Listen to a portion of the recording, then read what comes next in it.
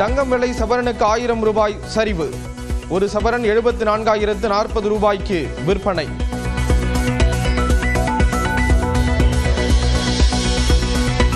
அன்புமணியின் பிரச்சார நடைபயணத்திற்கு எதிராக டிஜிபி அலுவலகத்தில் ராமதாஸ் சார்பில் மனு. பாமக நிறுவனர் அனுமதி இல்லாமல் கட்சி கொடியை பயன்படுத்துவதை தடை விதிக்க கோரிக்கை.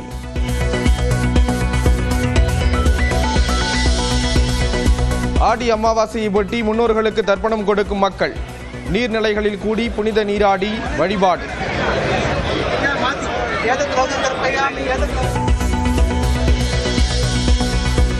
பெரம்பலூர் மற்றும் திருச்சியில் உள்ள மருத்துவமனைகளில் சிறுநீரக மாற்று அறுவை சிகிச்சை செய்ய தடை.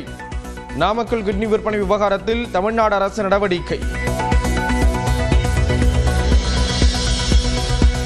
மருத்துவமனையில் இருந்தபடி மாவட்ட ஆட்சியர்களுடன் முதலமைச்சர் மு க ஸ்டாலின் ஆலோசனை.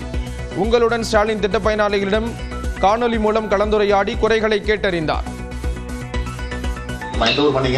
உங்க பேர் என்னமா? இந்த கேம்ப் நடக்கிறது எப்படி உங்களுக்கு தெரிஞ்சது? எப்படி நீங்க வந்தீங்க? வீடு வீடா கொண்டு கொடுத்தாங்க. பையனா இருந்துச்சுங்க.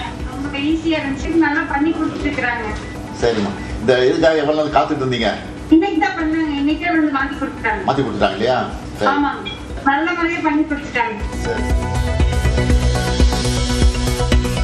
அதிமுக பொதுச் செயலாளர் எடப்பாடி பழனிசாமியின் சுற்றுப்பயண திட்டத்தில் மாற்றம். பிரதமர் மோடி தமிழ்நாடு வரும் நிலையில் சந்திக்க வாய்ப்பு.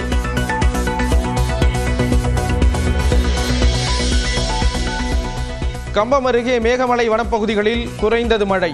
சுருளி அருவியில் 5 நாட்களுக்கு பிறகு சுற்றுலா பயணிகள் குளிக்க வனத்துறையினர் அனுமதி.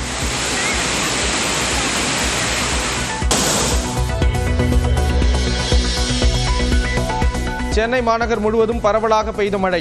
நீலகிரி, தேனி, தென்காசி, கோயம்புத்தூர் மாவட்டத்தின் மலைப்பகுதிகளில் இன்று கனமழைக்கு வாய்ப்பு.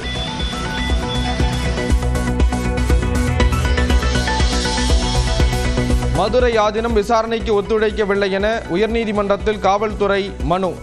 முன்ஜாமீனை ரத்து செய்ய கோரிய மனு மீது பதிலளிக்க ஆதீனத்திற்கு ஆணை.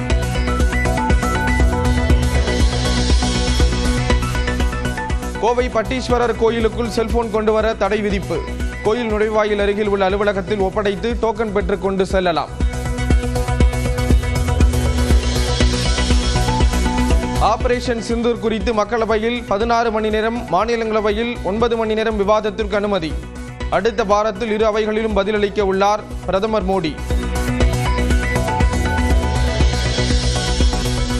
சுதந்திர தினத்திற்குள் குடியரசு துணைத் தலைவர் தேர்தல் நடைபெற வாய்ப்பு. ஜெகதீப் தங்கர் பதவி விலகிய நிலையில் ஓரிரு நாட்களில் தேர்தல் தேதி அறிவிக்கப்படலாம் என தகவல். உக்ரைன் ரஷ்யா இடையேயான பேச்சுவார்த்தையில் போர் நிறுத்தம் குறித்து முடிவெடுக்கவில்லை. இரு நாடுகளும் கைதிகளை பரஸ்பரம் பரிமாறிக்கொள்ள ஒப்புதல். மான்செஸ்டர் டெஸ்ட் போட்டியில் முதல் நாளில் இந்திய அணி 4 விக்கெட் இழப்பிற்கு 264 ரன்கள் சேர்ப்பு. ஜெய்ஸ்வால், சாய் சுதர்சன் அரை சதம் விளாசிய நிலையில் காயம் காரணமாக வெளியேறினார் ரிஷப் பந்த்.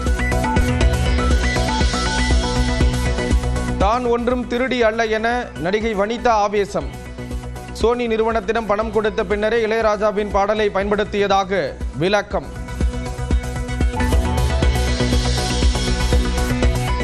தங்கம் விலை சவரனுக்கு 1000 ரூபாய் சரிவு.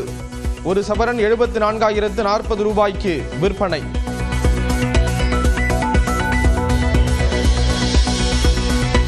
அன்புமணியின் பிரச்சார நடைபயணத்திற்கு எதிராக டிஜிபி அலுவலகத்தில் ராமதாஸ் சார்பில் மனு. பாமக நிறுவனர் அனுமதி இல்லாமல் கட்சி கொடியை பயன்படுத்துவதை தடை விதிக்க கோரிக்கை.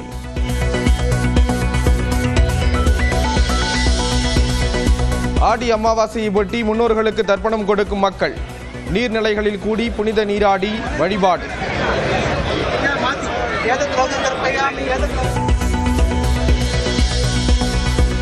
பெரம்பலூர் மற்றும் திருச்சியில் உள்ள மருத்துவமனைகளில் சிறுநீரக மாற்று அறுவை சிகிச்சை செய்ய தடை. நாமக்கல் கிட்னி விற்பனை விவகாரத்தில் தமிழ்நாடு அரசு நடவடிக்கை. மருத்துவமனையில் இருந்தபடி மாவட்ட ஆட்சியர்களுடன் முதலமைச்சர் மு க ஸ்டாலின் ஆலோசனை. உங்களுடன் ஸ்டாலின் திட்ட பயனாளிகளிடம் காணொலி மூலம் கலந்துரையாடி குறைகளை கேட்டறிந்தார். உங்க பேர் என்னமா? இந்த கேம்ப் நடக்கிறது எப்படி உங்களுக்கு தெரிஞ்சது? எப்படி நீங்க வந்தீங்க? வீடு வீடா கொண்டு கொடுத்தாங்க. பையனா இருந்துச்சுங்க. ரொம்ப நமக்கு ஈஸியா இருந்துச்சு. நல்லா பண்ணி கொடுத்துட்டு இருக்காங்க. சரிம்மா. இந்த இதுக்காக எவ்வளவு நாள் காத்துட்டு இருந்தீங்க? இன்னைக்கு தான் பண்ணாங்க. இன்னைக்கே வந்து மாத்தி கொடுத்துட்டாங்க. மாத்தி கொடுத்துட்டாங்க இல்லையா? சரி. ஆமா, நல்ல முறையா பண்ணி கொடுத்துட்டாங்க. சரி. அதிமுக பொதுச் செயலாளர் எடப்பாடி பழனிசாமியின் சுற்றுப்பயண திட்டத்தில் மாற்றம்.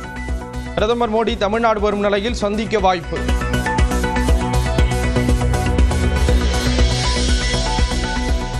கம்பம் அருகே மேகமலை வனப்பகுதிகளில் குறைந்தது மழை. சுருளி அருவியில் 5 நாட்களுக்கு பிறகு சுற்றுலா பயணிகள் குளிக்க வனத்துறையினர் அனுமதி.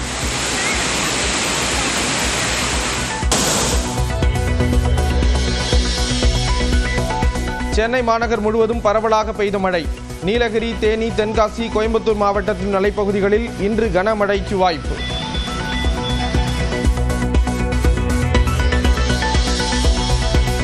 மதுரை ஆதீனம் விசாரணைக்கு ஒத்துழைக்கவில்லை என உயர்நீதிமன்றத்தில் காவல்துறை மனு. முன்ஜாமீனை ரத்து செய்ய கோரிய மனு மீது பதிலளிக்க ஆதீனத்திற்கு ஆணை.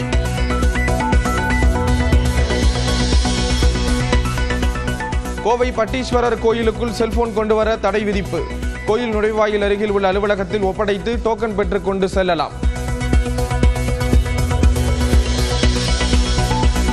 ஆபரேஷன் சிந்தூர் குறித்து மக்களவையில் 16 மணி நேரம், மாநிலங்களவையில் 9 மணி நேரம் விவாதத்திற்கு அனுமதி. அடுத்த வாரத்தில் இரு அவைகளிலும் பதிலளிக்க உள்ளார் பிரதமர் மோடி. சுதந்திர தினத்திற்குள் குடியரசு துணைத் தலைவர் தேர்தல் நடைபெற வாய்ப்பு. ஜெகதீப் தங்கர் பதவி விலகிய நிலையில் ஓரிரு நாட்களில் தேர்தல் தேதி அறிவிக்கப்படலாம் என தகவல். உக்ரைன் ரஷ்யா இடையேயான பேச்சுவார்த்தையில் போர் நிறுத்தம் குறித்து முடிவெடுக்கவில்லை.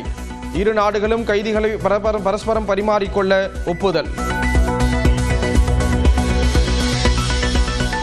மான்செஸ்டர் டெஸ்ட் போட்டியில் முதல் நாளில் இந்திய அணி 4 விக்கெட் இழப்பிற்கு 264 ரன்கள் சேர்ப்பு. ஜெய்ஸ்வால், சாய் சுதர்சன், அரை சதம் விளாசிய நிலையில் காயம் காரணமாக வெளியேறினார் ரிஷப் பந்த். தான் ஒன்றும் திருடி அல்ல என நடிகை வனிதா ஆவேசம். சோனி நிறுவனத்திடம் பணம் கொடுத்த பின்னரே இளையராஜாவின் பாடலை பயன்படுத்தியதாக விளக்கம். போரால் பாதிக்கப்பட்டுள்ள காசாவில் தற்போது பட்னி சாவுகளும் தொடர்கதையாகி வருகின்றன.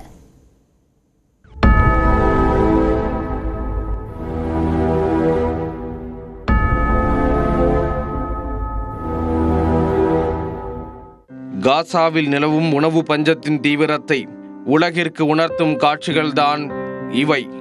இஸ்ரேல் ஹமாஸ் இடையே 21 மாதங்களாக போர் நீடித்து வருகிறது. இந்த போரால் காசா பகுதியில் 58,000 பாலஸ்தீனர்கள் கொல்லப்பட்டுள்ளனர்.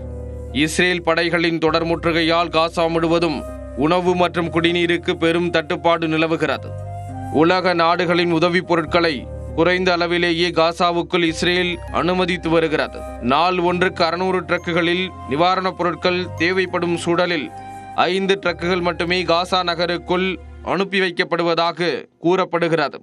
இதனால் காசா முழுவதும் உணவு பஞ்சம் தலைவிரித்தாடுகிறது. ஒருவேளை உணவுக்கே மக்கள் போராடும் அவலம் நிலவுகிறது.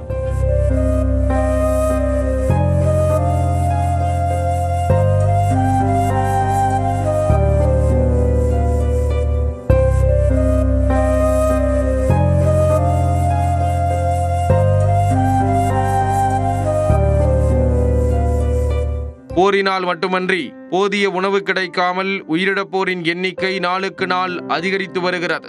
காசாவில் ஊட்டச்சத்து குறைபாடு மற்றும் பட்டினியால் ஒரே நாளில் 10 பேர் உயிரிழந்தனர். இதனால் பட்டினியால் உயிரிழந்தோர் எண்ணிக்கை 111ஆக உயர்ந்துள்ளது. பட்டினி சாவால் இறந்தவர்களில் 80 பேர் குழந்தைகள் என்று காசா சுகாதாரத்துறை அமைச்சகம் கவலை தெரிவித்துள்ளது. காசா நகரில் சுமார் 1 லட்சம் குழந்தைகளும் பெண்களும் கடுமையான ஊட்டச்சத்து குறைபாட்டால் பாதிப்புக்கு உள்ளாகியுள்ளனர். மேலும் காசாவின் மக்கள் தொகையில் 1/3 பகுதியினர் பல நாட்கள் சாப்பிடாமல் உள்ளதாக ஐநா அமைப்பு தெரிவித்துள்ளது. காசாவில் கடும் உணவு தட்டுப்பாடு ஏற்பட்டுள்ள போதிலும் இதனை பஞ்சமாக அறிவிக்கவில்லை. இதற்கு ஐநா அமைப்பின் சில அளவுகோல்களே காரணம் என்று கூறப்படுகிறது. குழந்தைகளிடையே ஊட்டச்சத்து குறைபாடு மோசமான பின்விளைவுகளை ஏற்படுத்தும் என மருத்துவர்கள் எச்சரித்து வரும் சூழலில் காசாவில் உணவுப் பொருள் விநியோகத்தை உடனடியாக அதிகரிக்க வேண்டும் என்பதே உலக நாடுகளின் எதிர்பார்ப்பாக உள்ளது.